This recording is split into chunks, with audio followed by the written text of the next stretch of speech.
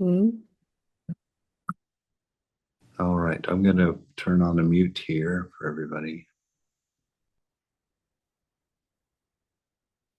All right, you can unmute at will. We're reading the Gospel of Shree Ramakrishna, just to make sure we're all in the right class, mostly making sure I'm in the right class. And we're on page 453 in the chapter Festival at Surendra's House. And last week we just finished reading where somebody had said that we're talking about how Rajasic the English were. And Ramakrishna made the point, it ain't just the English. The whole world is like that. And we're going to pick up right at that place where the devotee says, the English people always exhort us to be active. Isn't action the aim of life then? And Master, the aim of life is the attainment of God. That's why I wanted to start here. I love that sentence. I love to remind myself of that this is why we are here, to realize the divine within ourselves, to know what we are, to finally define it with an infinite definition. How's that? The aim of life is the attainment of God. Work is only a preliminary step. It can never be the end, right? So there is no way that anything you do can get you there. And what's the primary reason for that? Anybody? Come on. What's the primary reason that nothing that you can do can get you there? Because you're not the doer. Yes. So how can a non-doer do something? Right. And, I've read that. God, it is hilarious because, of course, I've heard that for all 26 years of my time in the monastery, or 25 years of my time in the monastery. And it was only about, I think it was within the last 2 months that I sat down to do my meditation, to do my practice. And I realized that for 25 years, I have sat down to do my practice. And that hit me like just right square in the forehead. I sat down and I thought, I have a routine that I'm accustomed to doing, sit there and breathe a little bit, follow my breath, and kind of say a little prayer, hoping, asking Mother for some grace and that, that I would be aware of her and that my mind would be in a good place. And then I pull out my little bead bag and pull out my little mala and start doing my mantra and become terribly sincere in my failure. And when just a matter of weeks, maybe a month or two, I don't know, time is, who cares, but somewhere very recently, I gave up. I gave up and realized to a degree that I am only to make myself available, to stop trying, to give up any effort on my part, and to let Mother clean me up. Like she says it's the mother's duty to clean the child. It's the mother's duty to get me to realization. It's Mother's duty to raise me up so that I can know the divine. And so I sit there and just keep relaxing into Mother. Just keep letting go, keep letting go, keep letting go, keep letting go. And to accept the fact that I can have my realization right now if I want it. I just keep opening up so I can accept the reality that realization is mine anytime I want it. And instead of worrying about whether I'm getting it or not, I assume it. And I sit in meditation and I enjoy my realization by borrowing on the promise that it's coming. So I borrow on the promise that it's coming. I don't worry about it being an attainment or an achievement or a destination. I know that it is now, and I know for whatever reason my mind is not aware of it, But inside that which is watching the mind, that is awareness itself. So it has to be aware of it. Because if you're aware of something, awareness itself is present with it and knows it. And so myself beyond the mind is enjoying its bliss in eternity at this very moment. And the only reason I'm not experiencing it is because I have not accepted the reality of it.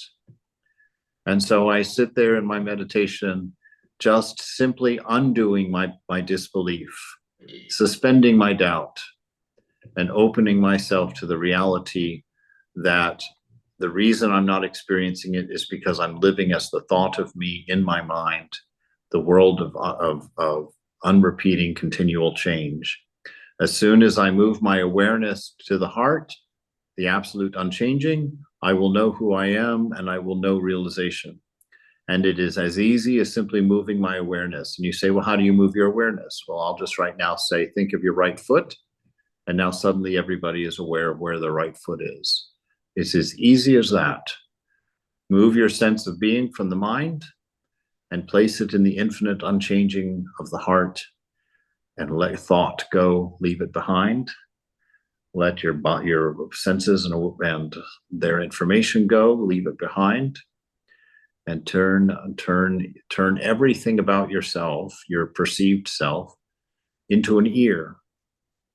Turn it all into an ear and listen with everything. All the things you normally use for action, your mind, your hands, your senses, turn it all into an ear and sit there listening, because there's no doer. You don't need, the action is an illusion.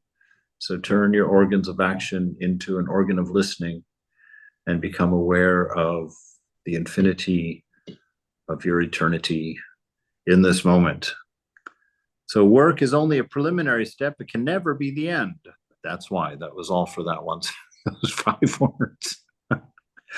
Even unselfish work is only a means. It is not the end.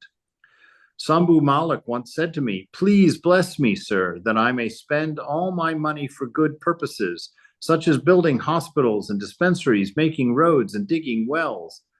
I said to him, it will be good if you can do these things in a spirit of detachment, but that is very difficult. Whatever you may do, you must always remember that the aim of this life of yours is the attainment of God and not the building of hospitals and dispensaries. Suppose God appeared before you and said to you, accept a boon from me. Would you then ask him, oh God, build me some hospitals and dispensaries? No, we wouldn't ask for that. We'd probably ask for a bigger apartment or something. But suppose God appeared before you and said to you, accept a boon from me. Would you then ask him, God, build me some hospitals and dispensaries? Or would you not rather pray to him, oh God, may I have pure love at your lotus feet. May I have your uninterrupted vision. Hospitals, dispensaries, and all such things are unreal. God alone is real, and all else is unreal. Furthermore, after realizing God, one feels that he alone is the doer and we are but his instruments. Then why should we forget him and destroy ourselves by being involved in too many activities? After realizing him, one may, through his grace, become his instrument in building many hospitals and dispensaries. Therefore, I say again that work is only the first step. It can never be the goal of life. Devote yourself to spiritual practice and go forward. Through practice, you will advance more and more in the path of God. At last, you will come to know that God alone is real and all else is illusory, and that the goal of life is the attainment of God. It's interesting because, he's telling us in the first paragraph there that we're not the doer. And then here he says, through practice, you will advance more and more to the path of God. That was somebody's question tonight in the Katha Upanishad class. It's like, why does Thakur say something like that? And I said, well, it's twofold. One way of not being the doer is to understand that you're in a dream, and that if you're building a house in the dream, you're not doing anything because that house does not exist. You never did build that house. It was a figment of a figment. So that's one way to know. The other way is the loss of ego, is to eliminate the ego and realize that the ego was the illusion of doership, because the ego keeps changing the narrative to match what's going on. And by that keeps you under the spell that you're the one doing it. And I always talk about, make a plan for the weekend. Very rarely is that weekend plan the way you planned it. Nobody can guarantee it. It's like my question of Swami Prabhutananda. What's it like being 85 years old? And, he said to me, he says, what do you mean? He says, being 85 is like being 20. And I said, how so? I said, at 20, I've got many, many years ahead of me. And at 85, I've got almost none. And he said, oh, he said, see, I was never promised that I had one more day. Perhaps it is different for you. And it was just delightful. I sat there, loved that answer. I thought, wow, I don't have to be afraid of being 85. Just live in the moment, live in the moment, be in the presence of the beloved. You do that at all ages. And, if you believe in a future, well, that's a problem of delusion. But at least if you believe in a future, it's not very far away before you're in the presence of God in a knowing way. So that's how the divine enters into our dream to tell us that we are dreaming, right? And so that's the doership.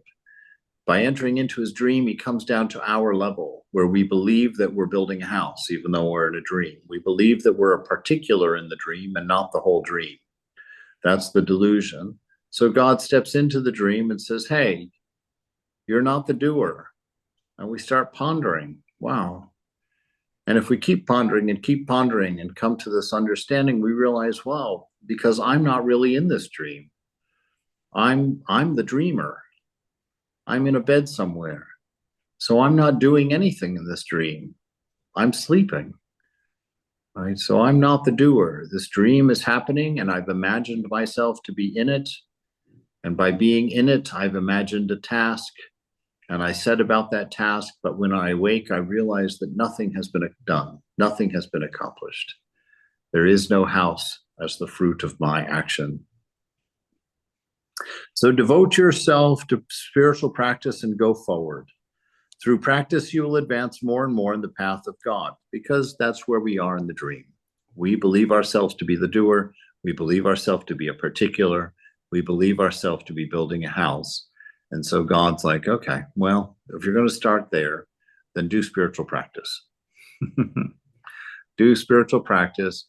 And if you follow that path, follow that line of doership, eventually it will lead you to the boundary.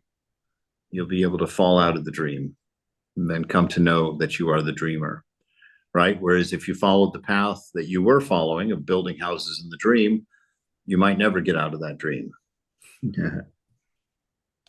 So God alone is real and all else is illusory.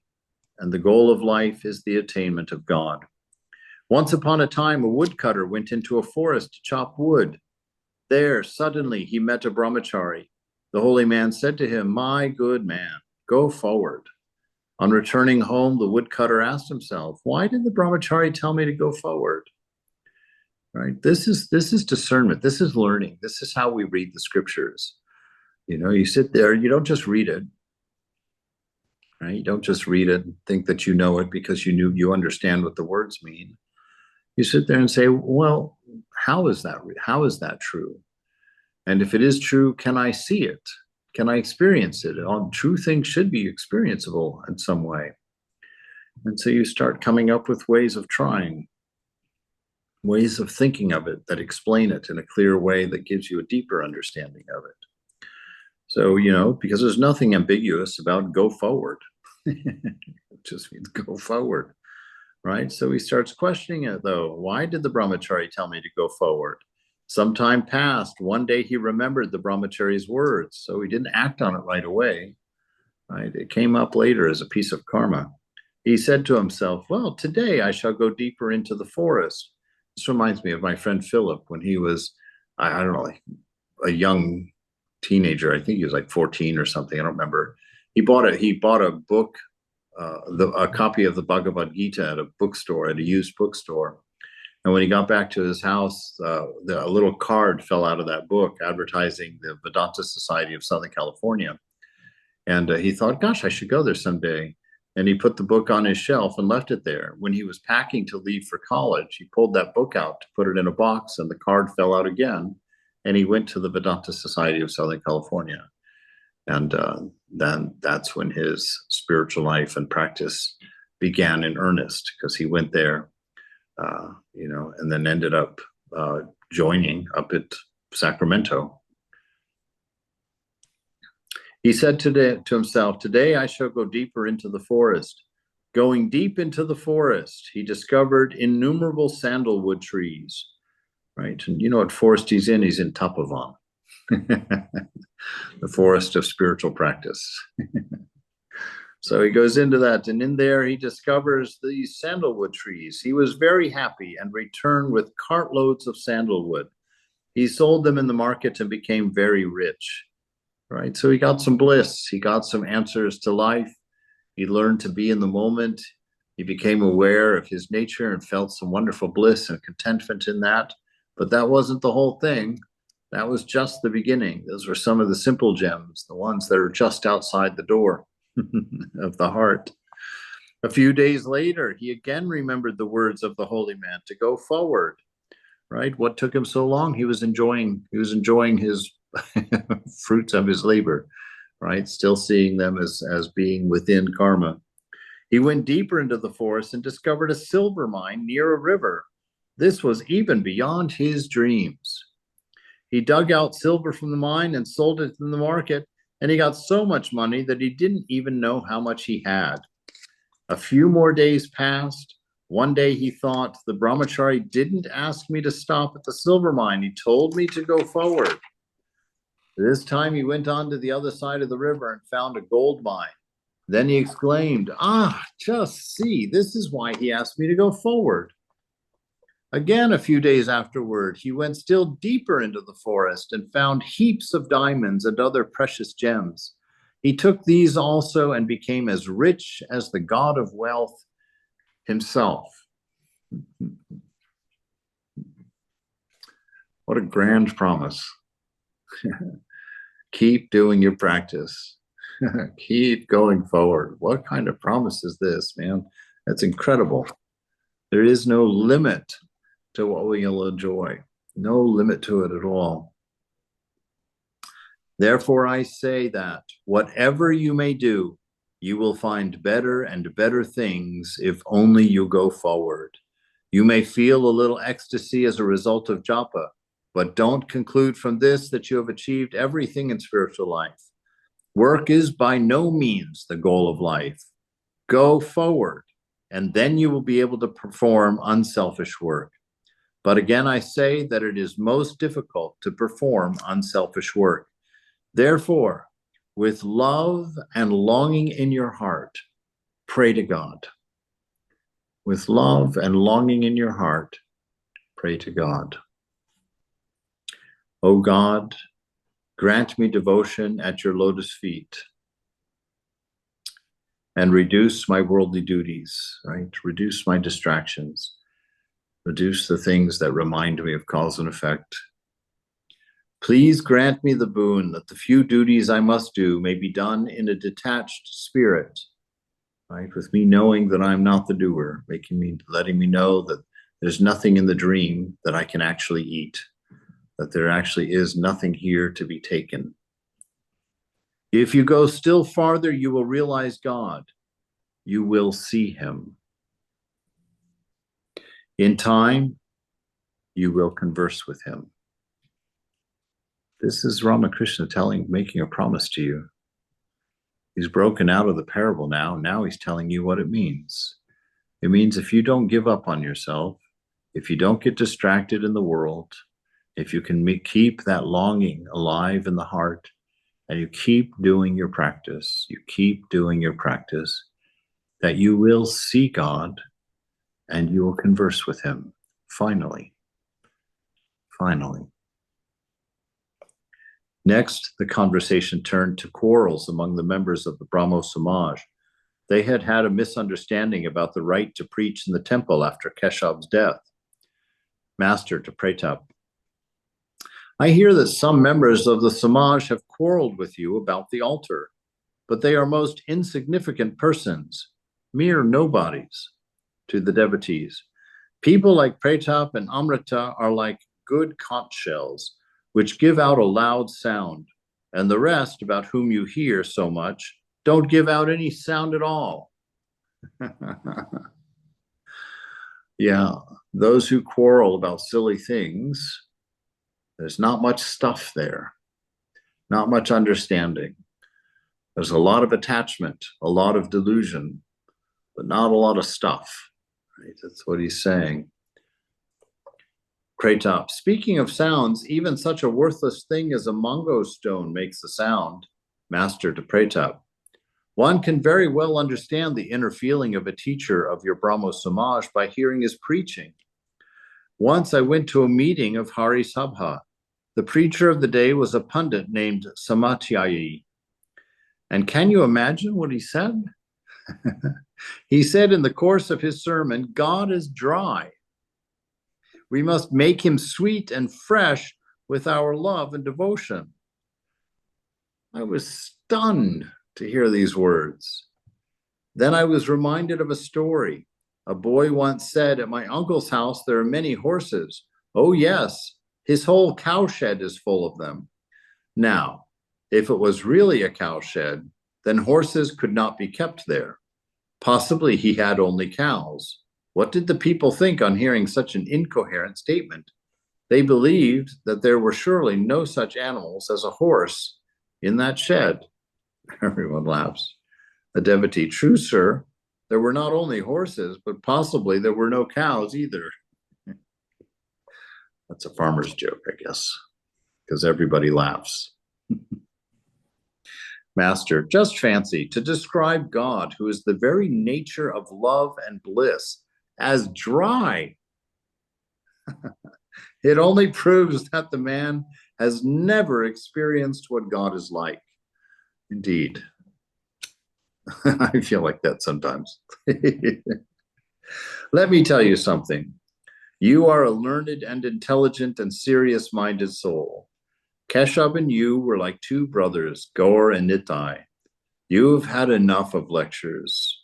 You've had enough of arguments. You've had enough of quarrels and discussions and dissensions. Can such things interest you anymore? Now gather your whole mind and direct it to God. Plunge deep into God. You know, everything that there is to experience in this world is only a combination of the five senses. That's all.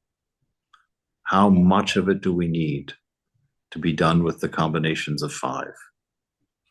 How many different combinations do we have to try to see that we're always still hungry, and that the only thing it does is give us more enslavement, more convincing that there's something, right? But there's nothing. Pratap, yes, sir, you're right. That is surely my only duty now.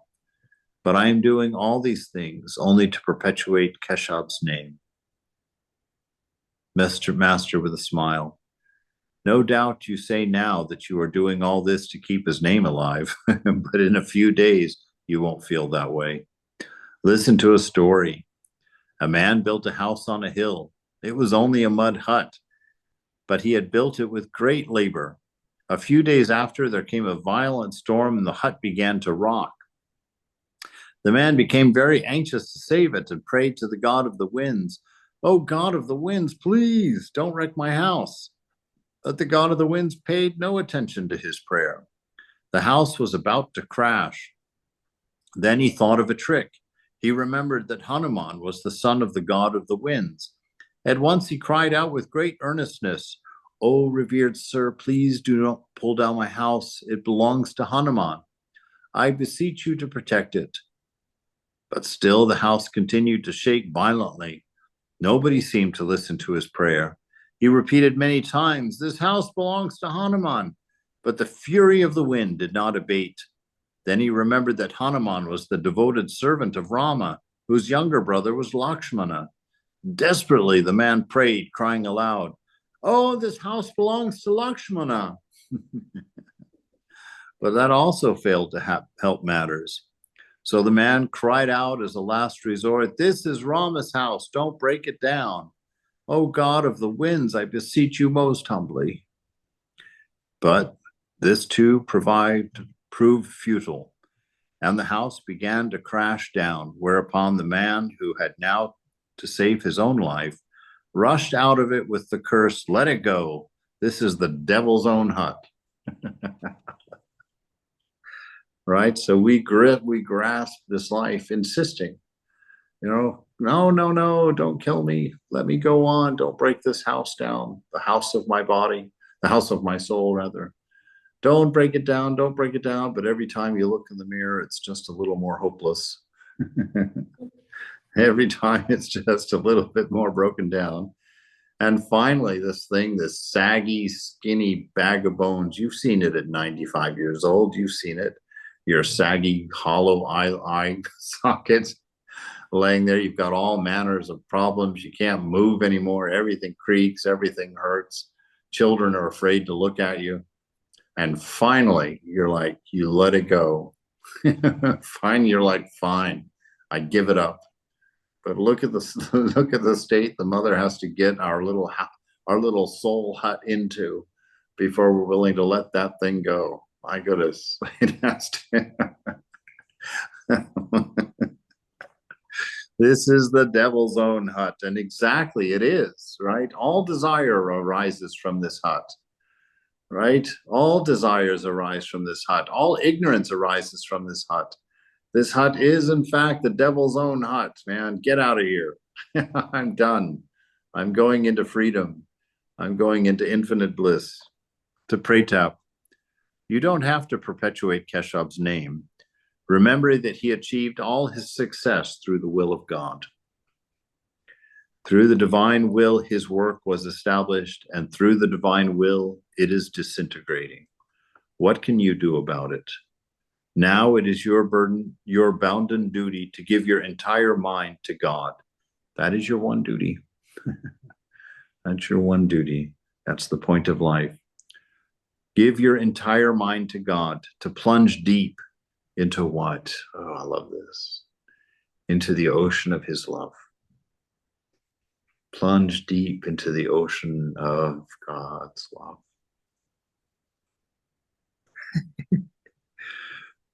Saying these words, the master sang in his sweet voice, dive deep, O mind.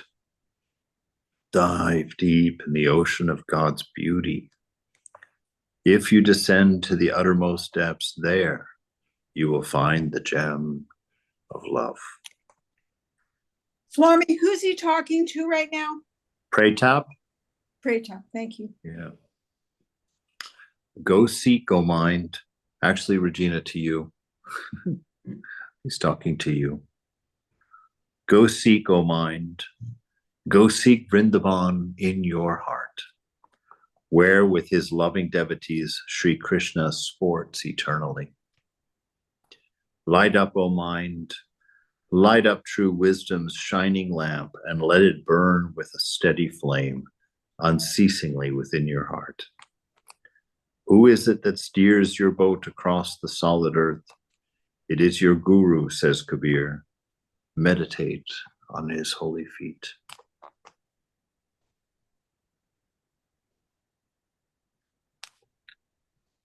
The master continued addressing Pratap. Did you listen to that song? You have had enough of lectures and quarrels. Now dive deep into the ocean of God. There's no fear of death from plunging into this ocean. For this is the ocean of immortality. Don't think that this will make you lose your head. right? It's a way of saying, don't worry about the loss of your ego. Don't worry about the loss of your individuality, your personality, your favorite little bundle of limitations and restrictions, Swamiji says. Don't favor it. Don't try to cling to it. Don't think this story is real for a moment. If it's changing, it's unreal. Never for a moment harbor the idea that by thinking too much of God, one becomes insane. Once I said to Narendra Pratap, "Who is Narendra, sir?" Master, oh, never mind. There's a young man of that name. I said to Narendra, "Look here, my boy. God is the ocean of bliss. Don't you want to plunge into this ocean? Suppose there is a cup of syrup and you are a fly. Where will you sit to sip the syrup?" Narendra said, "I will sit on the edge of the cup and stick my head out to drink it."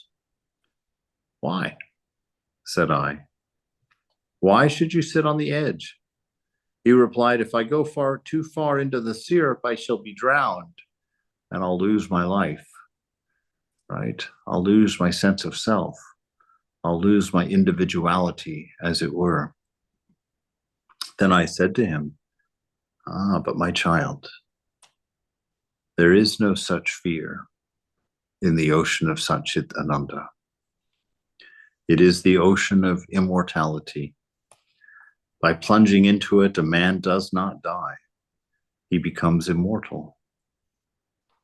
Man does not lose his consciousness by being mad about God." To the devotees, the feeling of I and mine, that is ignorance. People say that Rani Rasmani built the Kali temple, but nobody says it was the work of God. They say that such and such a person established the Brahmo Samaj, but nobody says that it was founded through the will of God.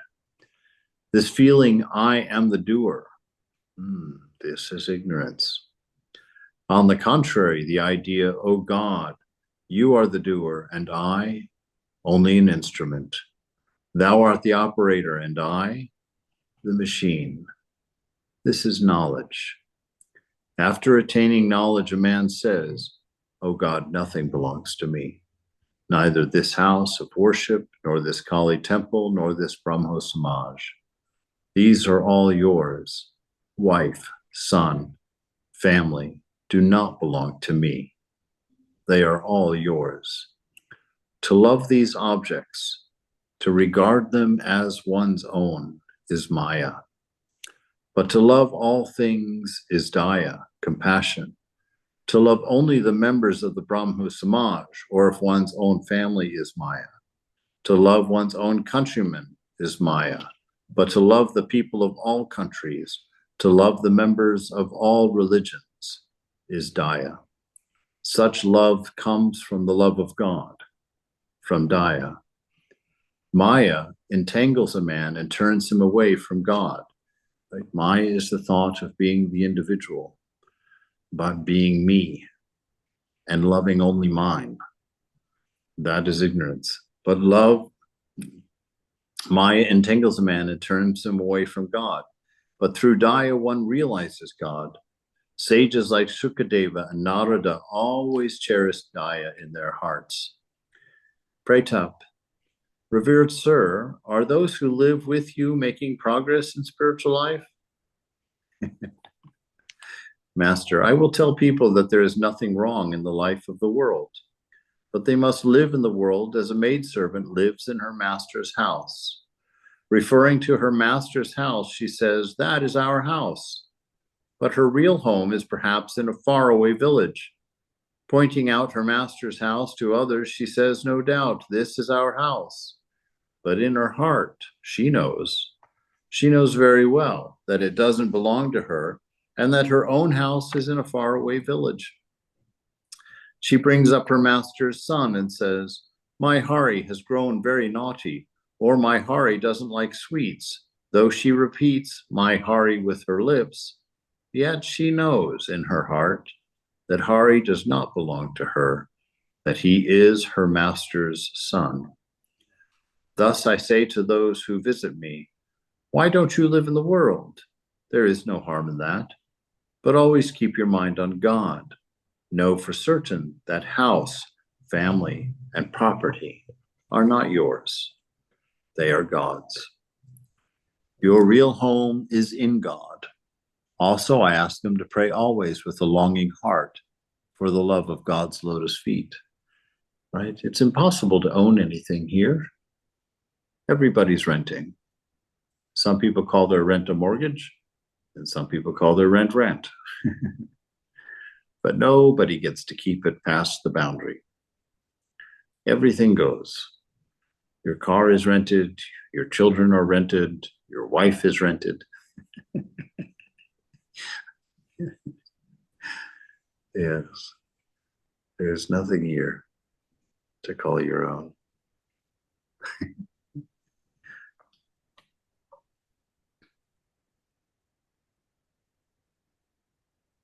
I've lost my place.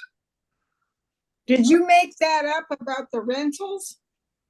Yes. That was kind of clever. Then it was Mother's fault.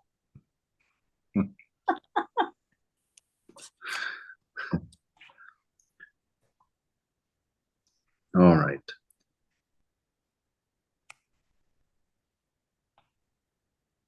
Thus I say to those who visit me, why don't you live in the world? There is no harm in that. All right. Boy, I really did lose myself there for some reason. Just a moment. Again, the conversation turned to the English people. The devotee said, Sir, I understand that nowadays the pundits of England do not believe in the existence of God. Pratap, however they may talk, I don't believe that any of them is a real atheist. Many of them have had to admit that there is a great power behind the activities of the universe. Master, well, that's enough. They believe in Shakti, don't they? Then why should they be atheists? Pratap, they also believe in the moral government of the universe. Pratap was now about to take leave of the master. Master to Pratap, what more shall I say to you?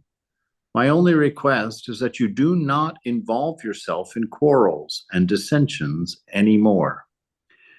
Any other thing, it is woman and gold that keeps men away from God. That is the barrier. Don't you find that everyone has nothing but praise for his own wife? Well, they better, right? Everybody laughs. A wife may be good or bad, but if you ask her husband about her, he will always say, oh, she's really good. At this point, Pratap bade the master goodbye. He did not wait to hear the end of Sri Ramakrishna's words about the renunciation of woman and gold, lust and greed.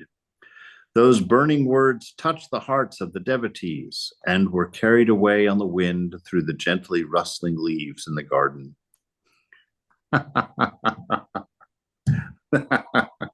You see that subtle little dig he makes there?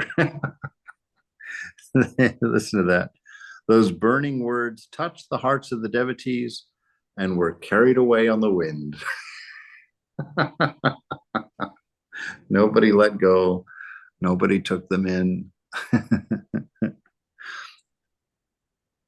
They were carried away on the wind through the gently rustling leaves in the garden.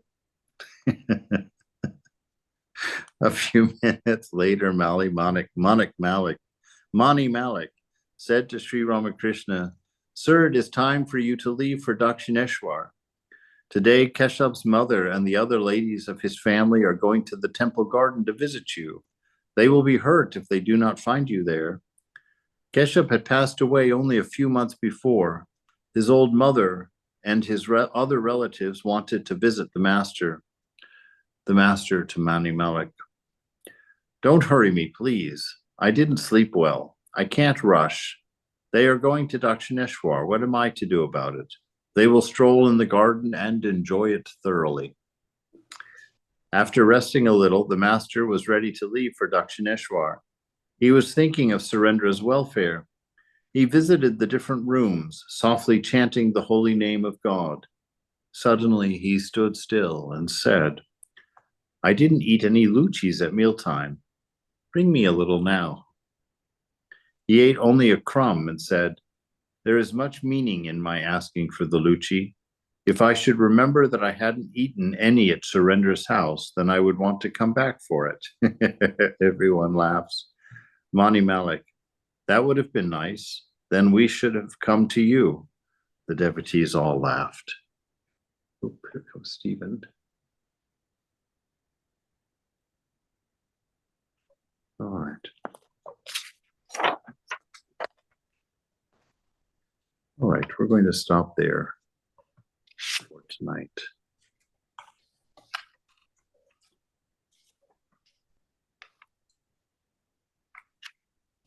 Thank you so much, Swami. Surely. Here we